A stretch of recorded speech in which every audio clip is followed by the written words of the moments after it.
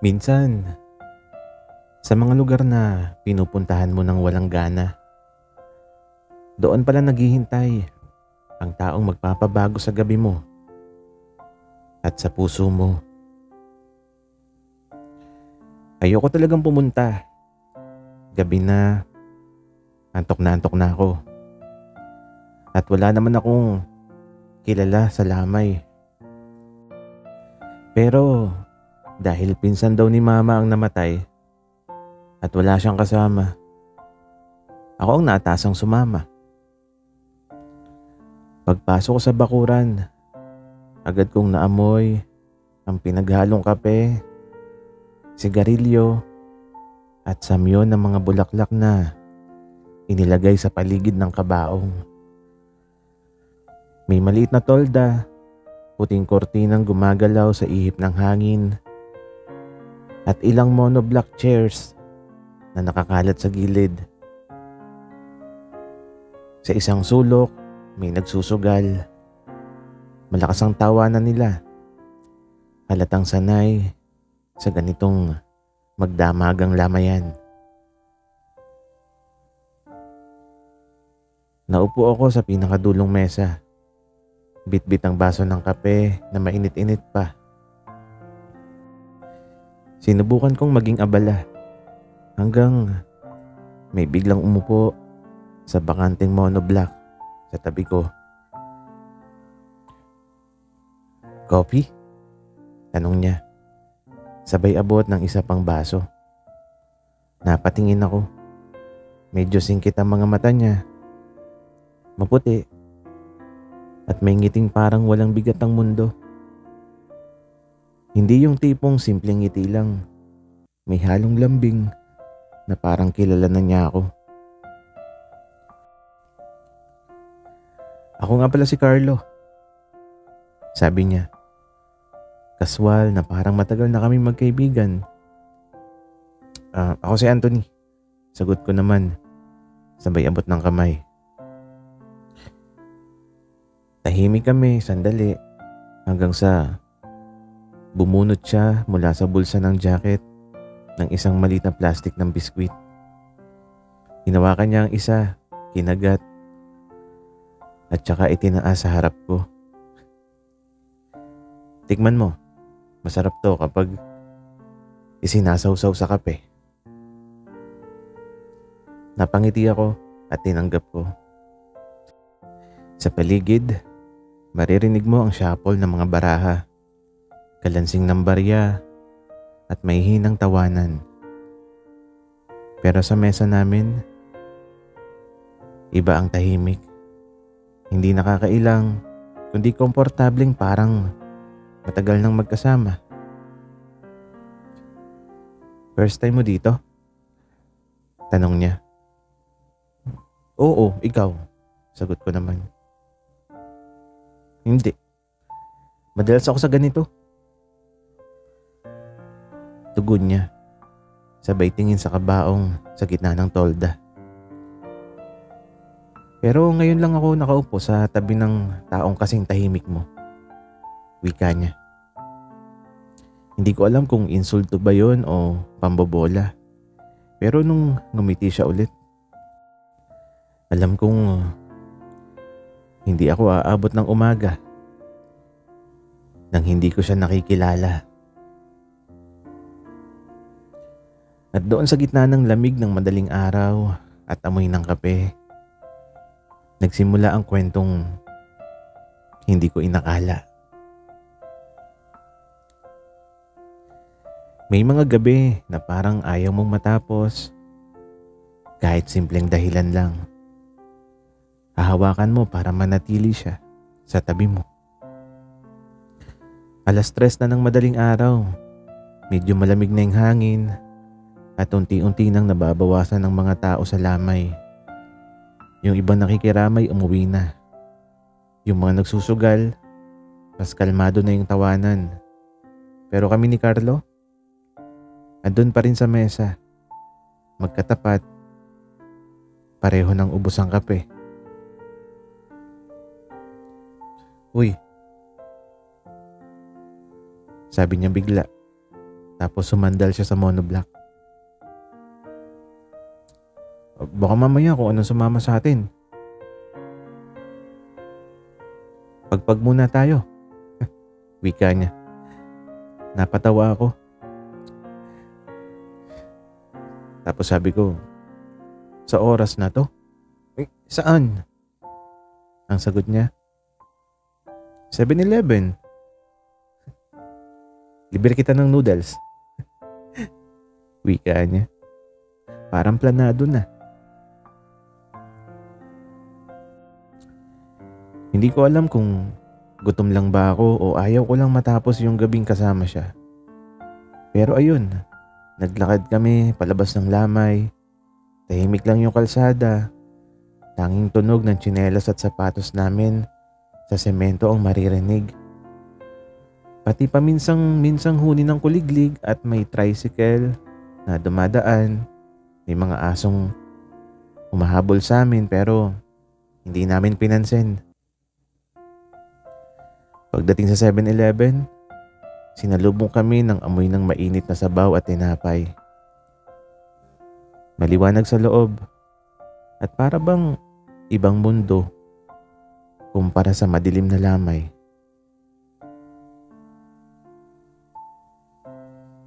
Anong flavor mo?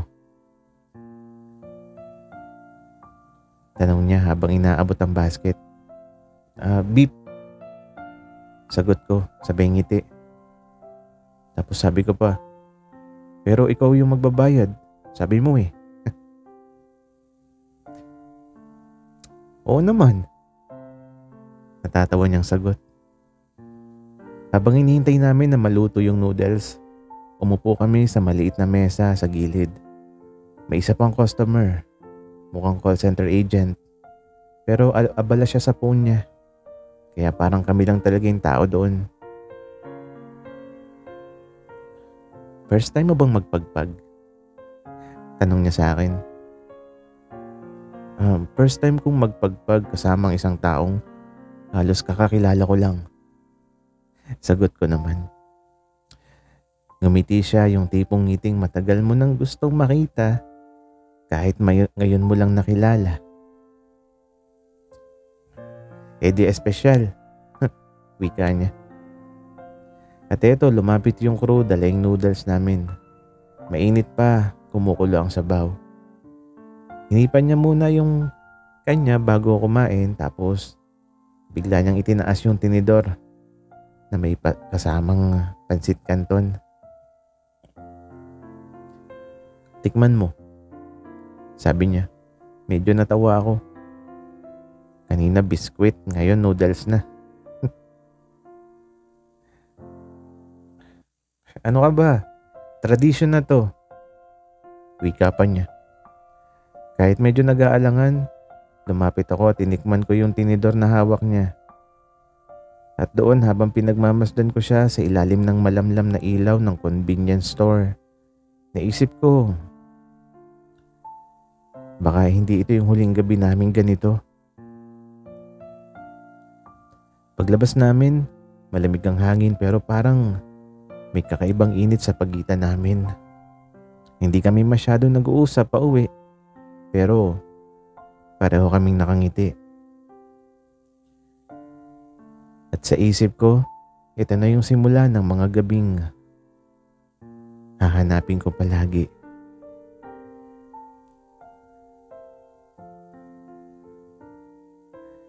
May mga taong makikilala mo lang sandali pero sa bawat minuto na kasama mo sila, para bang matagal na kayong magkasama. Kinabukasan ng gabi, sinadya ko talagang bumalik sa lamay. Kung kagabi, ang dahilan ko ay utos ni Mama, ngayon malinaw na si Carlo yung dahilan. Pagdating ko, nakasanay na ng mata ko kung saan siya hanapin. Nandun siya, nakaupo sa parehong pwesto, may hawak na kape, at ngumiti agad nang makita ako. Akala ko, Di ka na babalik, sabi niya. Baka malungkot ka. Sagot ko sabay upo sa tabi niya. Iba yung vibe ngayong gabi. Mas konti yung tao, mas tahimik. Mas ramdam ko yung ihip ng hangin na pumapasok sa gilid ng tolda. May ilang bata ring naglalaro at sa likod namin, may dalawang matandang babae na nagkukwentuhan habang naglalaro ng baraha. Pero sa mesa namin, para bang hiwalay kami sa mundo. Alam mo ba, sabi ni Carlo habang pinapainit ulit yung kape gamit ang maliit na kalan sa gilid. Matagal ko nang ginagawa to. Pumupunta sa lamay nang hindi ko kilala. Wika niya. Napakunot noo ako. Tapos, ang tanong ko, bakit? Kasi, dito ako nakakahanap ng katahimikan. Walang cellphone, walang istorbo, walang trabaho, walang pressure. Para lang akong invisible. Wika niya. Tumigil siya saglit. Tiningnan ko. Tapos sabi pa niya, pero ngayong gabi, iba. Napatingin ako sa kanya. Anong iba? Wika ako. Kasi may kasama na ako na ayoko maging invisible sa akin. Wika niya. Hindi ko alam kung anong dapat kong isagot. Parang may humaplo sa puso ko. At sabay-sabay kong naramdaman yung kaba, saya, at kilig. Inabot niya sa akin yung biskwit pero imbes na ibigay sa kamay ko, dahan-dahan niyang inilapit sa labi ko. Napatingin ako sa kanya. At bago ko pa mapigilan yung sarili ko, kinagat ko yung biskwit mula sa kamay niya. Masarap, 'di ba? Tanong niya. Tumango ako. Pero hindi dahil sa lasa ng biskwit, kundi dahil sa paraan ng pagtingin niya sa akin. Yung tipong para bang ako lang yung tao sa buong lamay.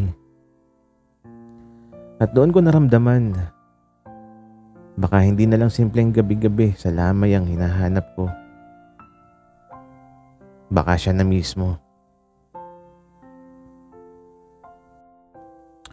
Minsan, hindi mo kailangan ng maraming salita para sabihin ang nararamdaman mo. Minsan sapat na yung paraan ng pagtingin. Gabi na ulit. Pangatlong sunod na beses na nandito ako. At hindi ko na kayang itanggi. Hindi na dahil sa tradisyon ng pagpag o sa utos ni Mama. Si Carlo na talaga. Pagdating ko, nakaupo siya sa parehong pwesto pero ngayon nakasandal siya sa dingding.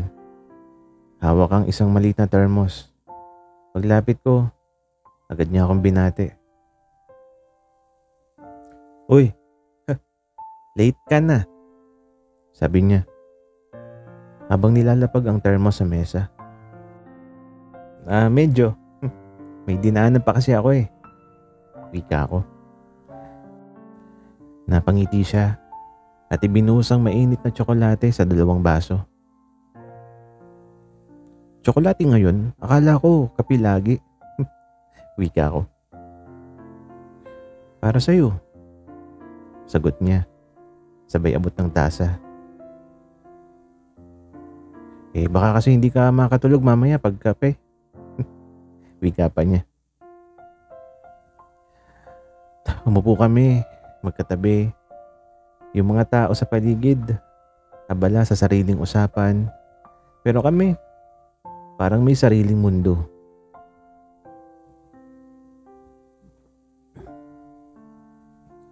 Tahimik kami. Sandali habang umuusok pa yung tasa sa kamay ko. Alam mo, ang bilis ng 3 gabi, no? Parang dati, hindi kita kilala tapos ngayon, Parang matagal na, sabi niya. Napatingin ako sa kanya pero nahuli ko siyang nakatitig sa akin ng matagal. Yung titig na may laman, yung tipong hindi basta-basta binibigay kahit kanino. Kaya pala, kahit malamig yung hangin, parang ang init dito. Sabi ko. Napatawa siya pero hindi inalis yung tingin sa akin. Ikaw kasi, wika niya. May dumaan na lamig sa paligid pero hindi galing sa hangin. Galing sa kaba at kilig na ramdam ko sa bawat segundo. At bago ko pa maitanong kung ano ibig niyang sabihin, tumayo siya at tumingin sa akin ng seryoso. Sabi niya, bukas, huling gabi ng lamay. Dapat nandito ka. Hindi ko alam kung bakit pero ramdam ko may espesyal na mangyayari bukas. Kapag dumating ang taong kayang gawing mas magaan ang bigat ng gabi, hindi mo siya basta-basta pakakawalan. Huling gabi ng lamay. Punuan ang lugar. Mga kamag-anak, kaibigan, kapitbahay. May halong lungkot at pagod ang mga mukha ng karamihan. Pero sa gitna ng lahat ng yon, si Carlo pa rin ang hinahanap ng mga mata ko. Nakaupo siya sa labas, medyo malayo sa ingay. Paglapit ko, agad siyang ngumiti pero hindi katulad nung dati. Mas mahilalim ngayon. Parang may gustong sabihin. Akala ko hindi ka darating. Sabi niya, sabay abot ng isang upuan para sa akin. Hindi ko kayang palampasin to. Sagot ko. Tapos sabi niya, ikaw pa ba? Tahimik kaming nagkape. Ang mga ilaw sa paligid, malambot ang liwanag, ang hangin, sakto lang para maramdaman mong buhay ka. Anthony, sabi niya bigla. Boses niya mababa, halos pabulong. May aaminin ako. Napatingin ako sa kanya. Kita ko kung paano siya medyo kinakabahan habang nilalaro ang tasa. Simula nung unang gabi mo dito, ewan ko, parang naging magaan ang lahat. Kahit may pinagdadaanan kami tuwing nandyan ka, hindi ko nararamdaman yung bigat. Wika niya. Hindi ako agad nakasagot siguro kasi ramdam ko rin yun. Ramdam ko kung paano siya unti-unting naging parte ng gabi ko at ng araw ko. Kung ganun, pareho pala tayo. Wika ako. Tapos napangiti siya. So, ibig sabihin, wika niya. Tumayo ako, lumapit ng konti at bumulong sa kanya. Tapos sabi ko, ibig sabihin gusto rin kita. Hindi ko alam kung alin ang mas mabilis. Ang tibok ng puso ko o ang ngiti niyang umabot hanggang sa mata. Sa gitna ng lamig ng huling gabi ng lamay, sa gitna ng katahimikan at halakhakan ng mga tao, may nangyaring maliit pero mahalaga. Dumikit ang kamay niya sa kamay ko. Hindi aksidente, hindi rin biro. Pagkatapos ng lamay, sabay kaming umuwi. Wala nang tradisyon ng pagpag na kailangan sundin pero naglakad pa rin kami. Matagal, magkatabi at magkahawak kamay. At doon ko naisip, minsan sa gitna ng mga gabing puno ng lungkot, May sisingit na kakaibang saya. Yung tipong hindi mo inaasahan pero buo mong tatanggapin.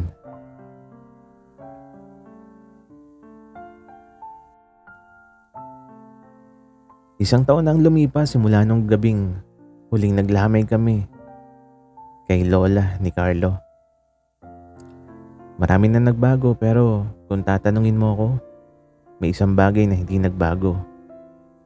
At yun ay kung paano ko siya tinitingnan. Magkasama kaming bumaba sa jeep. Bit-bit ang pinamili sa palengke. Hindi na ako bisita sa bahay nila. Ngayon ay parte na ako ng pamilya. Alam ng lahat kung gaano kami ka-close at hindi na rin namin tinago na higit pa dun ang meron sa amin. Uy, may dala akong paborito mo. Sabi niya habang iniaabot ang isang paper bag. Pagbukas ko, nandun yung kakanin na binibili lang namin dati tuwing may lamay. Grabe, nostalgic ah. Sabi ko sabay ngiti. Kasi yun ang simula ng lahat. Sagot niya. Gusto ko lang maalala natin. Dagdag pa niya. Habang kumakain kami sa terrace, napatingin ako sa langit. Tahimik, kalmado, at maliwanag. Walang kaba, walang lungkot, walang pagpag na kailangang pag-usapan. Anthony, salamat ah. Kung hindi ka dumating nung gabing yun, ewan ko kung ano na lang ako ngayon. Wika niya. Ngumiti ako sabay hawak sa kamay niya. Tapos sabi ko, kung hindi rin dahil sa'yo, baka hanggang ngayon, takot pa rin ako sa mga lamay. At baka wala akong kasama sa buhay. Nagkaasabay kaming tumawa pero pagkatapos ng tawanan, may kasunod na halik. Simple, walang arte pero punong-puno ng kwento.